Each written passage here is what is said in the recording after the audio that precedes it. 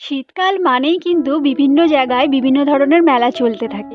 তো আজ আমরা চলে এসেছি কেটিপিপি মেলায়। এই মেলায় আমি ১ম বার আসলাম। আর এত বড় মাঠে, এত বড় জায়গা নিয়ে মেলা আমি এর আগে কখনো দেখিনি। এখানে কি বিশাল বড় একটা স্টেজ করা হয়েছে। এখানে মানে কত রকম আর্টিস্টরা আছে যারা এসে অনুষ্ঠান করে। আগামীকাল শুনেছি এসেছিল ইমন চক্রবর্তী। প্রায় ১০ দিনের মতো এই মেলাটা চলে। আমরা একদম লাস্ট দিনে গিয়েছিলাম। আর কি বড় মেলা! তোমরা যদি কেউ কেটিপিপি মেলায় গিয়ে থাকো সেটা কিন্তু অবশ্যই আমায় কমেন্ট করে জানিও।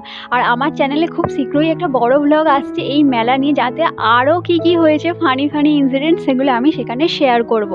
মেলায় কত রকমের দোকান বসেছে, খাবার-দাবারের, কত মানুষ ঘুরছে, আনন্দ করছে, খাওয়া-দাওয়া করছে। এতই ভালো লাগছে যে মনে হয় আবার কবে মেলাটা হবে, আবার ১ দিন ২ দিন আসবো। আর বাড়ি থেকে এতটা দূরে এই মেলাটা হচ্ছে যে আমাদের আসতেই প্রায় ১ ঘন্টা সময় লেগে গেছে। ভিডিওটা ভালো লাগলে চ্যানেলটা সাবস্ক্রাইব করে দিও। টাটা।